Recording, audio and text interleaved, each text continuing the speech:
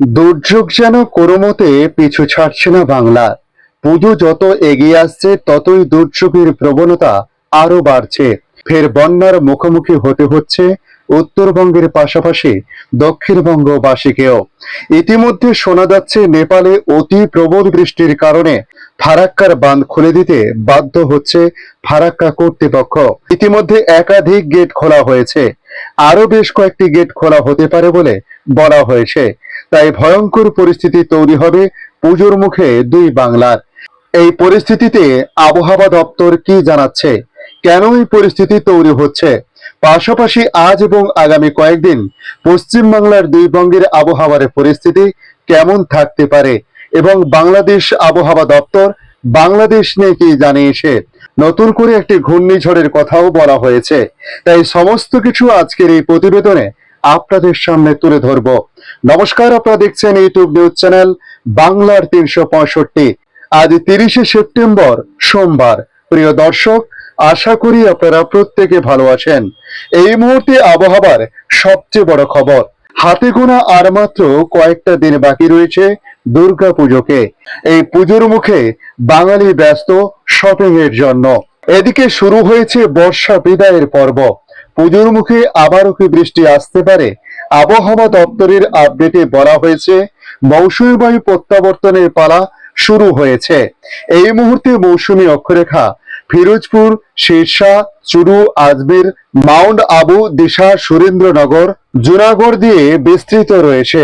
একটি ঘূর্ণাবর্ত বিস্তৃত রয়েছে মধ্যপ্রদেশের উপর দিয়ে এবং তার পার্শ্ববর্তী এলাকায় বিস্তৃত রয়েছে।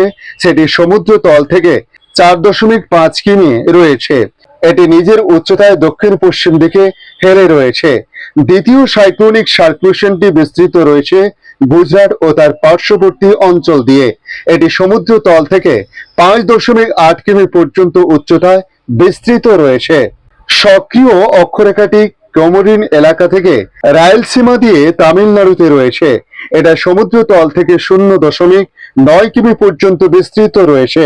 আগামী 24 থেকে 48 ঘন্টা ভারী বৃষ্টিপাত না হলেও বিক্ষিপ্তভাবে বৃষ্টিপাত হতে পারে বলে বলা হয়েছে। এদিকে নেপালে বাঁধ ভাঙা বৃষ্টির ফলে পাহাড়ে ধসে ও কাঁচা বাড়ি ভেঙে প্রায় 170 জনেরও বেশি মানুষের মৃত্যুর খবর পাওয়া গেছে। এখনো পর্যন্ত বহু মানুষ নিখোঁজ, তাই মৃত্যুর হার আরো বাড়তে পারে বলে আশঙ্কা প্রকাশ করেছে নেপাল সরকার।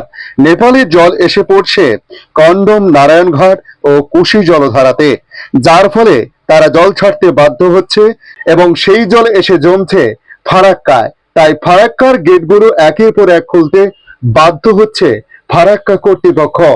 ইতিমধ্যে কয়েক লক্ষ কিউসেক জল ছেড়েছে, আর লক্ষ লক্ষ কিউসেক জল ছাড়তে পারে বলে ফারাক্কা কর্তৃপক্ষ জানিয়েছে। তাই উত্তরবঙ্গের পাশাপাশি দক্ষিণবঙ্গেরও একাধিক এলাকা প্লাবিত হওয়ার আশঙ্কা প্রকাশ করা হয়েছে। তাই পুজোর মুখে এরকম দুর্যোগের সম্ভাবনা আবারও বঙ্গবাসীর কাছে যথেষ্ট মাথা ব্যথার কারণ হয়ে দাঁড়িয়েছে। কারণ একের পর এক দুর্যোগ যেন বঙ্গবাসীর পিছু ছাড়ছে না। এদিকে একটি বিবৃতিতে কানাডার সাসকোচিয়ান বিশ্ববিদ্যালয়ের অধ্যাপক জানিয়েছেন 15 থেকে 25 অক্টোবরের মধ্যে বঙ্গোপসাগরে একটি নতুন ঘূর্ণিঝড় তৈরি হতে পারে, যেটা তৈরি হলে বাংলায় আঘাত হানার সম্ভাবনা প্রবল বলে মনে করা হচ্ছে। জিএফএস মডেল তারা জানিয়েছে এই সিস্টেমটি তৈরি হতে পারে কিনা তার জন্য আমাদের 5 অক্টোবর পর্যন্ত অপেক্ষা করতে হবে। তারপর সেটার কিছুটা মুভমেন্ট জানা যাবে বলে বলা হয়েছে। তবে কানাডার এই অধ্যাপক প্রাথমিক রিপোর্টে এই তথ্য জানিয়েছেন।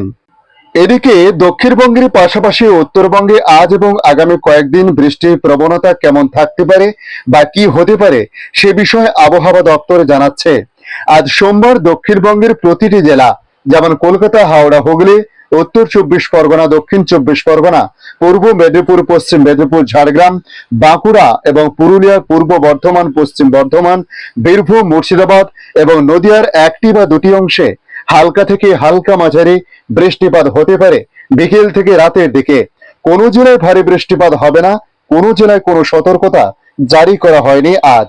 এদিকে উত্তরবঙ্গের ক্ষেত্রে বলা হয়েছে কোনো জেলায় ভারী বৃষ্টিপাতের সম্ভাবনা নেই আজ সোমবার। সপ্তাহের প্রথম কর্মদিবসে উত্তরবঙ্গের সব জেলার যেমন দার্জিলিং, জলপাইগুড়ি, কালিম্পং, আলিপুরদুয়ার, কোচবিহার, উত্তর দিনাজপুর, দক্ষিণ দিনাজপুর এবং মালদহর একটি বা দুটি অংশে হালকা থেকে মাঝারি বৃষ্টি হতে পারে। দক্ষিণবঙ্গের মতো উত্তরবঙ্গে কোনো জেলায় সতর্কতা জারি করা হয়নি। এদিকে কলকাতার আবহাওয়ার পরিস্থিতি নিয়ে বলা হয়েছে, সপ্তাহের প্রথম কর্মদিবসে আজ কলকাতার আকাশ সকাল থেকে কিছুটা আংশিক মেঘলা লক্ষ্য করা গেলেও রোদের দাপটও ছিল যথেষ্ট। তবে আর্দ্রতার কারণে অস্বস্তিতে পড়েছে বঙ্গবাসী। গতকাল সর্বোচ্চ তাপমাত্রা কলকাতায় ছিল 34 ডিগ্রি সেলসিয়াস। আজ সর্বনিম্ন তাপমাত্রা ছিল 28 ডিগ্রি সেলসিয়াস। আজ সর্বোচ্চ তাপমাত্রা 34 থেকে 35 ডিগ্রি সেলসিয়াসের আশেপাশে থাকতে পারে বলে জানানো হয়েছে। এদিকে আগামী আরো 48 ঘন্টা এই পরিস্থিতি বজায় থাকবে বলে জানানো হয়েছে। অর্থাৎ বিক্ষিপ্ত বৃষ্টিপাত হলেও তাপমাত্রার খুব একটা হেরফের হবে না বলে প্রাথমিকভাবে মনে করছেন আবহাওয়া দপ্তর। এদিকে আগামীকাল এবং বুধবার মহালয়া, বৃহস্পতিবার, শুক্রবার ও শনিবার দক্ষিণবঙ্গের সব জেলাতে যেমন কলকাতা, হাওড়া, হুগলি, উত্তর 24 পরগনা, দক্ষিণ 24 পরগনা, পূর্ব মেদিনীপুর, পশ্চিম মেদিনীপুর, ঝাড়গ্রাম, পুরুলিয়া, বাঁকুড়া, পূর্ব বর্ধমান, পশ্চিম বর্ধমান, বীরভূম, মুর্শিদাবাদ এবং নদিয়ার কয়েকটি অংশে হালকা থেকে মাঝারি বৃষ্টিপাত হতে পারে। ভারী বৃষ্টির সতর্কতা জারি করা হয়নি এই মুহূর্তে, অর্থাৎ মহালয়ার দিনও কোথাও ভারী বৃষ্টিপাতের সেভাবে সম্ভাবনা নেই।